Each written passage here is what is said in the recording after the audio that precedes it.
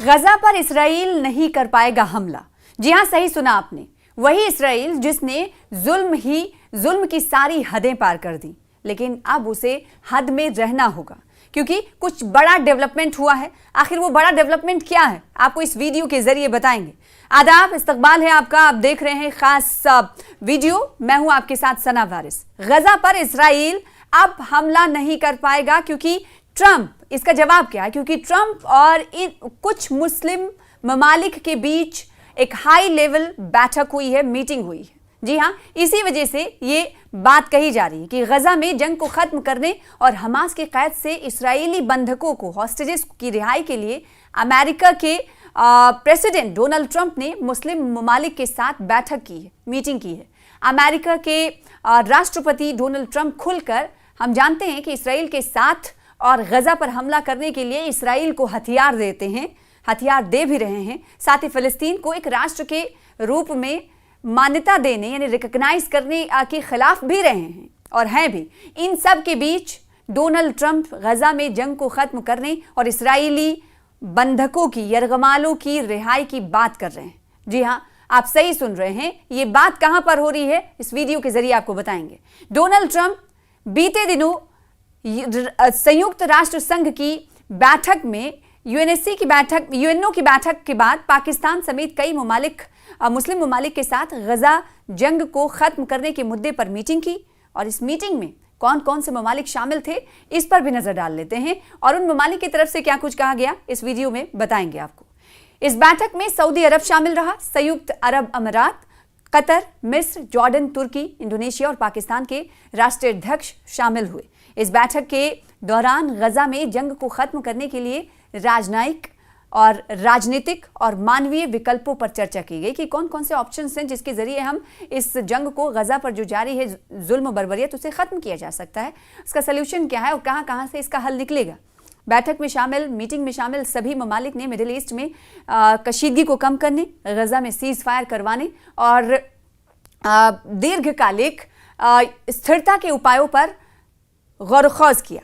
यानी इसका मुस्तकिल हल क्या है, इस पर इन तमाम ममालिक के साथ मिलकर डोनाल्ड ट्रंप ने गौर-व-ख़ौज़ किया और बहस व मुबाहिसा किया। डोनाल्ड ट्रंप ने कहा कि ये दिन की उनकी सबसे अहम मीटिंग थी और इसका मकसद था गजा में जंग को जल्द खत्म करना। प्रेसिडेंट डोनाल्ड ट्रंप ने कहा कि हम गजा में जंग को खत्म करना चाहते हैं।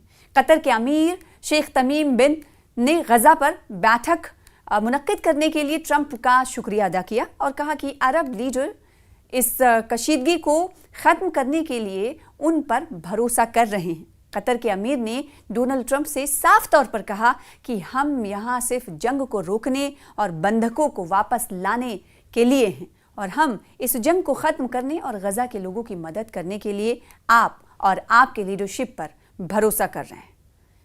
ये कौन कह रहा है? ये कतर की तरफ से कहा जा रहा है, जो राष्ट्रीय अध्यक्ष उनकी तरफ से इस मीटिंग में मौजूद रहे, जिनसे बातचीत डोनाल्ड ट्रंप की हुई। उन्होंने कहा कि हमें गजा के लोगों की मदद करना है, इसके लिए आप और आपके नेतृत्व पर भी हम भरोसा कर रहे हैं।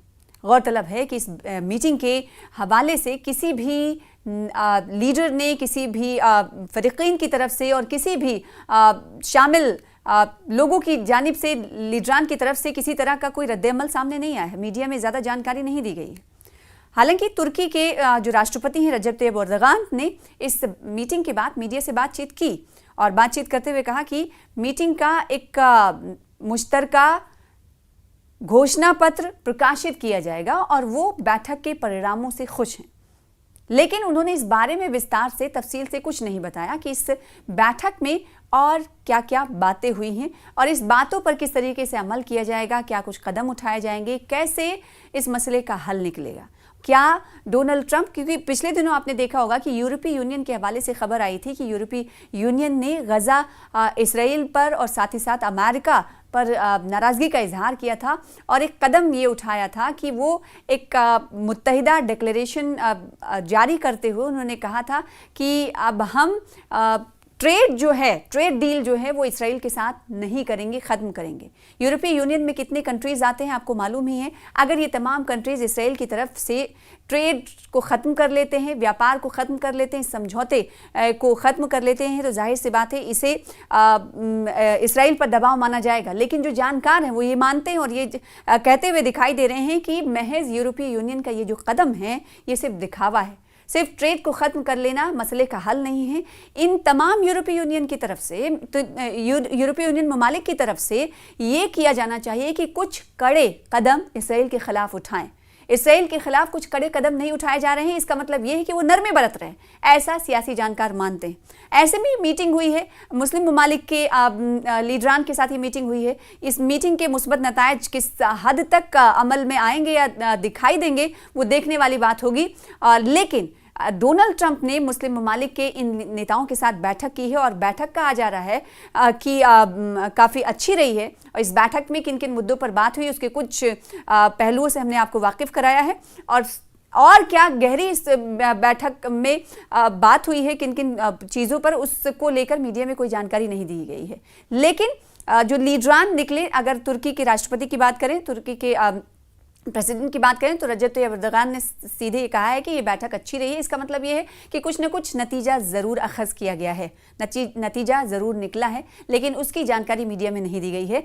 यानी ये तैयारी इस मीटिंग में की गई है। इस मीटिंग का मकसद सिर्फ और सिर्फ ये था कि हमें इसराइल को रोकना है कि वो गज़ा पर हमला ना करे। तो इसका मतलब ये था कि गज़ा पर अब इसराइल हमला नहीं कर पाएगा। ऐसे कुछ न कुछ ये स्ट्रैटेजी मुरतब करने के लिए इस मीटिंग में तमाम लोग सर जोड़ कर बैठे थे। अब देखना होगा कि आने वाले दिनों में क्या ऐसी सूरत हाल देखने को मिलती है या नहीं, या फिर अपनी बर्बरियत इसराइल हमेशा की तरह गज़ा और फ़लस्तीनियों पर जारी रखेगा।